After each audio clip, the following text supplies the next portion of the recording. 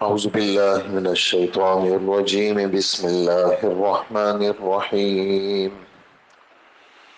الزانية والزاني فاجلدوا كل واحد منهما 100 جلدة ولا تأخذكم بهما رأفة في دين الله إن كنتم تؤمنون بالله واليوم الآخر وليشهد عذابهما طائفة من المؤمنين صدق اللہ العظیم۔ سورہ نور گزشتہ کل سے ہماری شروع ہوئی ہے۔ ایک آیت اس میں تمہیدی باتیں گزشتہ کل کے درس میں آپ حضرات کی خدمت میں پیش ہوئی تھی۔ آج اس کی دوسری آیت کا بیان ہے اور آیت کا ترجمہ پہلے سن لیجئے۔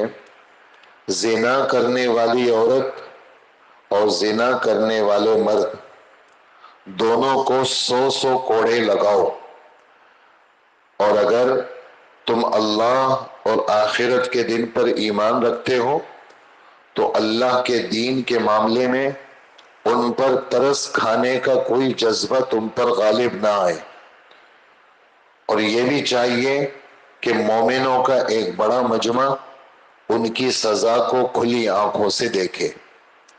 یہ آیت نمبر 2 کا ترجمہ ہے، اور گزشتہ کل آپ کی خدمت میں یہ بات آئی تھی کہ کچھ سزائیں جس کو ہمارے رب نے خود مقرر کیا ہے اس کو حدود کہا جاتا ہے، اور ان کی سزاؤں کو سخت سے سخت رکھا گیا ہے، جس میں زنا، بدکاری، مرد کا کسی عورت کے ساتھ بدکاری کرنا، تو یہ جو گناہ ہے اس کی سزا کو بھی بہت سخت رکھا گیا ہے۔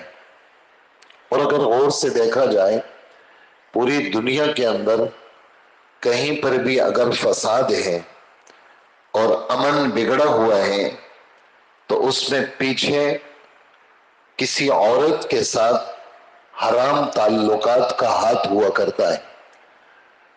کہیں پر بھی کوئی قتل کی واردات ہو، کہیں پر بھی آپس کے اندر کوئی نہ کوئی مسئلہ ہو تو اس کے پیچھے عورت کا ہاتھ ہے، اور عورت کے ساتھ حرام تعلقات یہ اس میں کار فرما ہے۔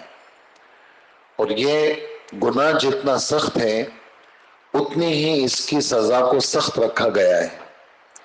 اور گناہ کی سختی، ایک دو باتیں اس میں سن لیجیے آپ حضرات۔ گناہ کی سختی اس نوعیت کی ہے کہ کوئی آدمی نہیں چاہتا کہ اس کی ماں پر، اس کی بیٹی پر، اس کی بہن پر اور اس کی بیوی پر کوئی حرام ہاتھ ڈالے۔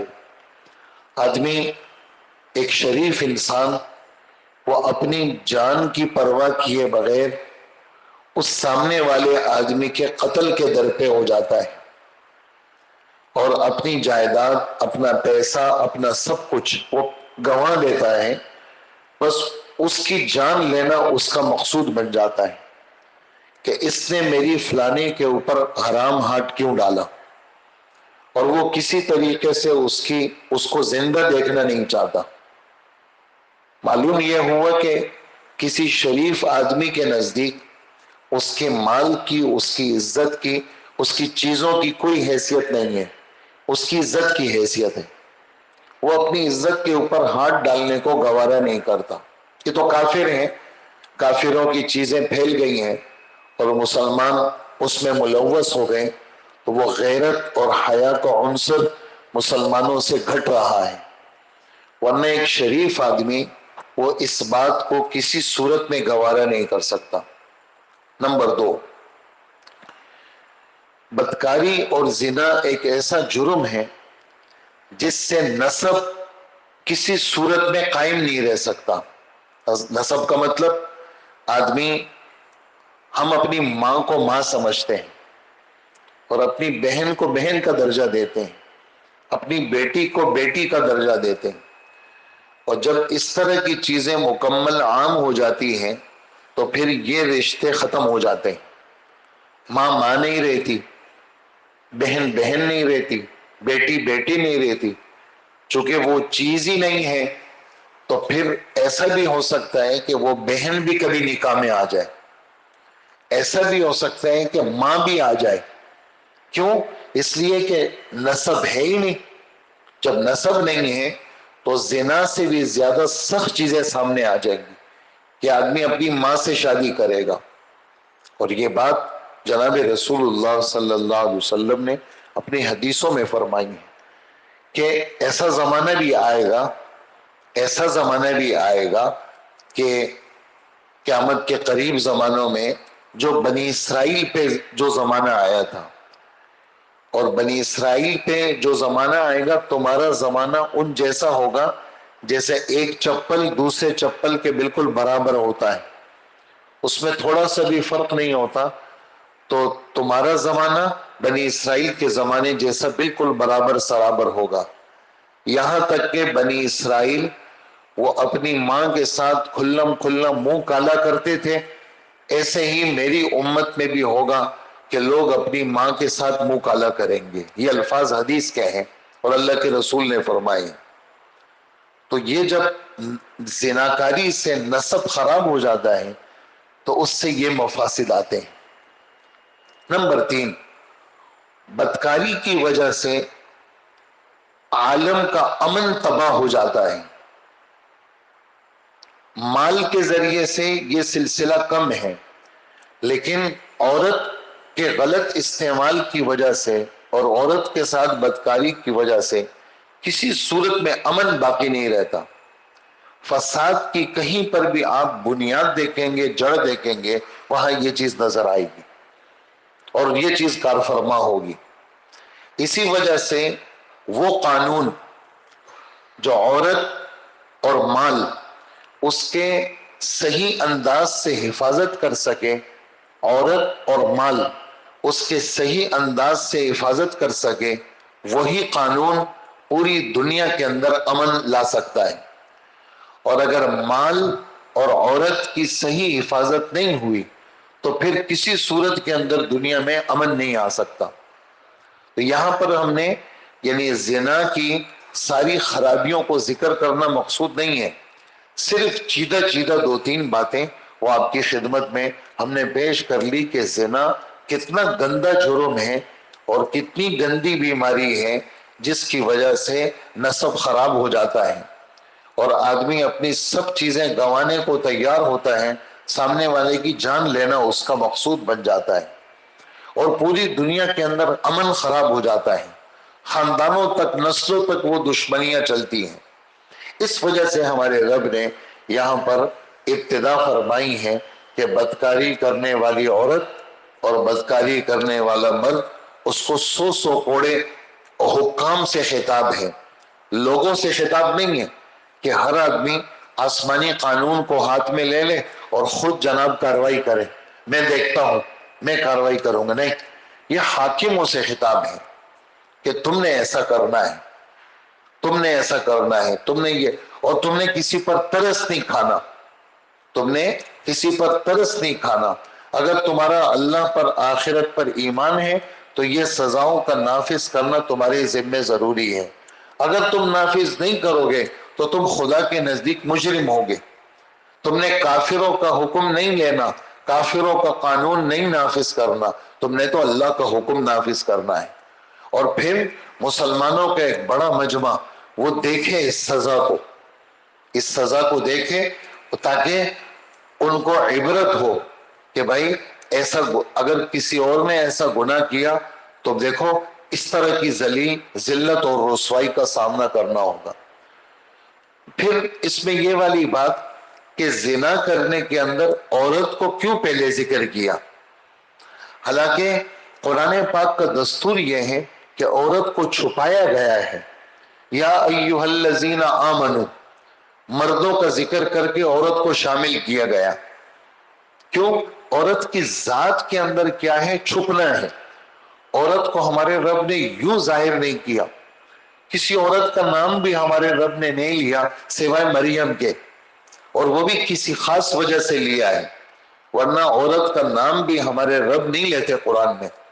حضرت مریم کا نام بھی لیا، وجہ عورت کی ذات میں پردہ ہے، या अय्युहल्लज़ीना आमनू में औरत को जिक्र किया है। और किसी को यह शक शुबा हो यार फिर तो औरत के ऊपर नमाज भी फर्ज नहीं होगी या अय्युहल्लज़ीना आमनू के अंदर, तो फिर साथ में कहीं इक्का दुक्का जगह पर ज़कात और नमाज के लिए मुअन्नस के सीगे इस्तेमाल हुए हैं। 22वें पारे के पहले सफ़े में अक़िम्नस सलाता व आतीनस ज़काता मुअन्नस के सीगे आ गए, ताकि किसी को यह शुबा ना हो कि भाई औरत पे तो ये है ही नहीं। लेकिन यहां पर बिल्कुल साफ साफ औरत का जिक्र है और औरत को पहले जिक्र किया। हालांकि चोरी का भी एक चोरी की सजा का भी हुक्म है 6ठे पारे के अंदर, वहां पर भी औरत को बाद में जिक्र किया, मर्द को पहले जिक्र किया। क्यों जिक्र किया मर्द को पहले? इसलिए कि मर्द की जात में सख्ती है, वो कमा सकता है, उसका चोरी के ऊपर कदम उठाना ये उसके लिए बड़ी जिल्लत की बात है। ऐसा जलील आदमी है, उसके लिए शर्म की बात है कि वो कमाता नहीं है, जाके लोगों पे हाथ डालता है और चोरियां करता है। इसलिए चोरी के अंदर मर्द को पहले जिक्र किया, औरत को बाद में। लेकिन यहां औरत को पहले जिक्र किया, वजह क्या है? का वजह यह है औरत की जात के अंदर ज़ईफुल खिलकत है, बनावट के एतबार से कमजोर है, लेकिन इसकी तबीयत में अल्लाह ने, इसकी फितरत में अल्लाह पाक ने हया को रखा है और अल्लाह ने इसके अंदर ऐसी ताकत रखी है कि ये अपनी इफ़्फ़त और अपनी इज्जत को बचाने के अंदर, इसके अंदर अल्लाह ने एक ताकत रखी है। ये मर्द का बहुत जबरदस्त मुकाबला कर सकती है और अपनी इज्जत को बचा लेती है। लेकिन इस औरत का इस गुनाह के ऊपर कदम उठाना ये इसकी इंतहाई बेहयाई की अलामत है और इंतहाई इस औरत की जो है वो बेपरवाही की अलामत है कि इतनी ये गिर गई है कि ये कदम इसने उठा लिया और ये हरकत इसने कर ली। यानी औरत की जात से ये हरकत क्या है? ये बिल्कुल यानी ये न मानने वाली बात है। जहन में नहीं आ सकती ये वाली बात कि औरत की जात ये हरकत करे। लेकिन फिर भी इस औरत ने ये कदम उठाया तो अल्लाह सुब्हानहू व तआला ने इसको पहले जिक्र किया कि हम यहाँ छुपा नहीं सकते औरत को, कि कोई ये ना समझे कि भाई औरत तो इस सजा से मुस्तस्ना है। नहीं, हम इस औरत को छुपा नहीं सकते, हम बिल्कुल साफ जिक्र करेंगे और पहले जिक्र करेंगे कि बदकारी करने वाली औरत और बदकारी करने वाला मर्द, उसको ये सजा दो। क्या सजा दो? उसके लिए जिस सजा का जिक्र है उसमें कोड़ों का जिक्र है। जिल्द, जीम के जेर के साथ चमड़े को कहा जाता है। आमतौर से जो कोड़ा बनाया जाता था वो चमड़े का बनता था। और जिल्द, जीम के जबर के साथ जल्द, जीम के जबर के साथ जल्द, यानी जल्द ये भी किसको कहा जाता है? ये भी इंसान के जाहिरी खाल को, जाहिरी बदन को कहा जाता है कि वो कोड़ा इस किस्म का हो कि उसका असर खाल तक रहे, गोश्त तक न जाए। यानी अल्लाह के रसूल के जमाने में जो कोड़े बने थे उसके अंदर ये था कि इतना हल्का भी ना हो कि कुछ भी नहीं हुआ, 100 क्या 1000 कोड़े मारो कुछ भी नहीं हुआ, लेकिन इतना सख्त भी ना हो कि कोड़ा लगते ही खाल फट जाए और असर गोश्त तक चला जाए, ऐसा भी ना हो। गोश्त उधड़ जाए, खाल उधड़ जाए और असर गोश्त तक चला जाए, ऐसा भी ना हो, बल्कि ऐसा हो कि उसका असर खाल तक रहे और तकलीफ भी हो। तो 100 कोड़ों का हुक्म अल्लाह पाक ने दिया है। फिर अगली बात इसमें यह है कि ये जो हुक्म आसमान से आया है, क्या ये शुरू में ऐसा उतरा? तो उलमा लिखते हैं नहीं। जैसे शराब के बारे में यह था, शराब का और जुए के बारे में पूछा तो फौरन मना नहीं किया। फिर अगला हुक्म आया कि नमाज से पहले शराब मत पियो। फिर कुछ अरसे के बाद हुक्म आया कि बिल्कुल शराब मत पीना। यहां पर भी बदकारी के बारे में जो आसमान से हुक्म उतरा है वो 4ठे पारे में हमारे रब ने शुरू में जो हुक्म नाजिल फरमाया वो ये हुक्म था کہ واللاتی یاتین الفاحشۃ من نسائکم، تمہاری عورتوں میں سے کوئی عورت اگر بے حیائی کی مرتکب بن جائے جو 4 مرد گواہ دے کہ اس عورت نے یہ حرکت کی ہے۔ نمبر 2، دوسری سزا، ان عورتوں کو گھروں میں قید کر لو، قید، گھر سے باہر نظر بند کر لو، ان کو گھر سے باہر نکلنے کی اجازت نہیں ہے، وہیں پڑے پڑے ان کو موت آ جائے، یا اللہ سبحانہ و تعالیٰ کوئی راستہ نکالے۔ اور سزا کے حوالے سے اللہ نے کوئی سزا مقرر نہیں کی، اس کے اندر امیر، حاکم، جج، قاضی بڑے، ان کے حوالے کر دیا کہ فآذوہما، ان دونوں کو تکلیف میں رکھو۔ اس تکلیف کی صورت کیا ہے، اس تکلیف کی وضاحت انہی کے ثوابدید پہ چھوڑ دی گئی۔ لیکن یہ زنا کا شروع کا حکم تھا اور اس پر عمل ہوا کہ بھائی 4 آدمی گواہوں سے یہ بدکاری ثابت ہو گئی تو قید کیا جاتا تھا اور سزا دی جاتی تھی، لیکن سزا مقرر نہیں تھی، وہ حاکم کی ثوابدید پر تھی کہ کس طرح وہ سزا دے۔ یہ سلسلہ چلتا رہا، پھر اللہ سبحانہ و تعالی نے یہ والی آیتیں نازل فرمائیں، اور ان آیتوں کے اندر 100 کوڑوں کا حکم آسمان سے اترا۔ اب سننے کی بات ہے اگلی، لیکن وہ تھوڑی سی بتاؤں گا، کل کے درس میں انشاءاللہ وہ تفصیل سے وہ بات آئے گی۔ حضرت عبداللہ ابن عباس رضی اللہ عنہما فرماتے ہیں یہ جو 100 کوڑوں کی سزا ہے یہ غیر شادی شدہ مرد اور غیر شادی شدہ عورت کے لیے ہے۔ یہ جو 100 کوڑوں کی سزا ہے یہ غیر شادی شدہ مرد اور غیر شادی شدہ عورت کے لیے ہے۔ اگر شادی شدہ مرد اور شادی شدہ عورت یہ حرکت کرے ان کے لیے 100 کوڑوں کی سزا نہیں ہے، ان کو تو پتھر مار کر کے جان لینا ہے ان کی۔ یہ حضرت عبداللہ ابن عباس فرماتے ہیں رضی اللہ عنہ۔ تو 100 کوڑوں کی سزا وہ تو یہاں ذکر ہے جو آیت نمبر 2 آپ حضرات سن رہے ہیں، اور سنسار کرنے کی جو سزا ہے وہ کسی اور دلیل سے معلوم ہوئی ہے۔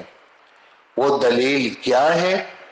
صحیح مسلم شریف، ابو داؤد شریف، سنن نسائی، ترمذی شریف اور ابن ماجہ اور مسند احمد، یہ حدیث کی بڑی کتابوں کے نام لیے میں نے، ان میں حضرت عبادہ ابن صامت رضی اللہ تعالی عنہ وہ حدیث نقل کرتے ہیں کہ جناب رسول اللہ صلی اللہ علیہ وسلم آئے اور کہا خذو عنی خذو عنی، بھائیوں لے لو مجھ سے، لے لو مجھ سے، یہ اللہ کا حکم آ گیا۔ اس لیے کہ اللہ پاک نے پہلے فرمایا تھا ان کو گھروں میں قید رکھو، یا تو موت آ جائے یا یہ ہے کہ اللہ پاک کوئی راستہ نکالے، تو یہ اللہ نے راستہ نکال لیا، خذو عنی خذو عنی، لے لو بھائیوں، یہ حکم آ گیا۔ کیا حکم آیا؟ تو اللہ کے رسول نے فرمایا البکر بالبکر جلد 100 وتغریب عام، اگر غیر شادی شدہ مرد غیر شادی شدہ عورت سے یہ حرکت کرے تو اس کو 100 کوڑے مارو اور 1 سال کے لیے ان کو ملک سے نکال دو۔ تفصیل کل بتاؤں گا، آج نہیں بتاؤں گا۔ السیب بالسیب، اگر کوئی شادی شدہ مرد شادی شدہ عورت سے ایسی حرکت کرے تو اس کو 100 کوڑے بھی مارو اور اس کو پتھر مار کر کے ختم بھی کر دو۔ یہ حکم آ گیا اور اللہ سبحانہ و تعالیٰ نے خود دونوں کی سزا کو کیا کیا؟ مقرر فرما دیا۔ یہیں پر ہم اپنی بات کو چھوڑ دیتے ہیں، کل اللہ نے چاہا یہ 100 کوڑے تو آ گئے قرآن میں، سنسار کرنے کا جو حکم ہے اس میں کچھ باتیں اور مزید ہیں، وہ انشاءاللہ ہمارے کل کے درس کا حصہ ہے۔ اللہ پاک آسمانی باتوں کی محبت، اس کی عظمت ہمارے دلوں میں اللہ راسخ فرمائے، اور اللہ پاک ہر ایسے گناہ سے اور ہر ایسی بدنامی سے ہمارے نسلوں کی اور تمام ایمان والوں کی اللہ حفاظت فرمائے، اور ہمارے اس پاک ملک کے اندر پاکستان کے اندر اللہ آسمانی احکامات کے نفاذ کو اللہ پاک عام فرمائے، اور کافروں کے جو قوانین ہمارے ملک میں بنے ہیں، اور ہمارے ملک میں کافر آئے، انگریز آئے، انگریزوں نے یہ قانون سازی کی اور انگریزوں کی ترتیب پر چیز چل رہی ہے، اللہ اس انگریزوں کی ناپاک قوانین کو ختم کرے اور آسمانی پاک قوانین کو ہمارے ملک کے اندر اللہ پاک اس کو نافذ فرمائے۔ وصلی اللہ وسلم علی حبیبنا محمد وآلہ واصحابہ اجمعین۔ الحمدللہ رب العالمین، والصلاة والسلام علی نبینا محمد وآلہ واصحابہ اجمعین۔ اے اللہ ہمارے گناہوں کو معاف فرما، اللہ ہماری مغفرت فرما، اللہ فتنوں سے حفاظت فرما، اللہ عافیت عطا فرما، اللہ قرآن پاک کی برکتیں ہمیں نصیب فرما، احادیث کی برکتیں ہمیں نصیب فرما، اور مرتے دم تک ہمیں کسی انسان کا محتاج نہ بنا، اپنے در کا محتاج بنا، تقوی کامل ہمیں نصیب فرما، اور بیماریوں سے چھٹکارا نصیب فرما، گھروں سے بیماریاں ختم فرما، مستورات بیمار ہیں، بچے بیمار ہیں، بوڑھے بیمار ہیں، اللہ سب کو شفا عطا فرما، ہمارے گھروں کو صحت، عافیت، خیریت، خوشی، برکت، رزق کا مرکز بنا، بیماریاں، تکلیفیں، آفتیں، بلائیں ہمارے گھروں سے دور فرما، ہم سب کی دعاؤں کو قبول فرما۔ وصلی اللہ وسلم علی حبیبنا محمد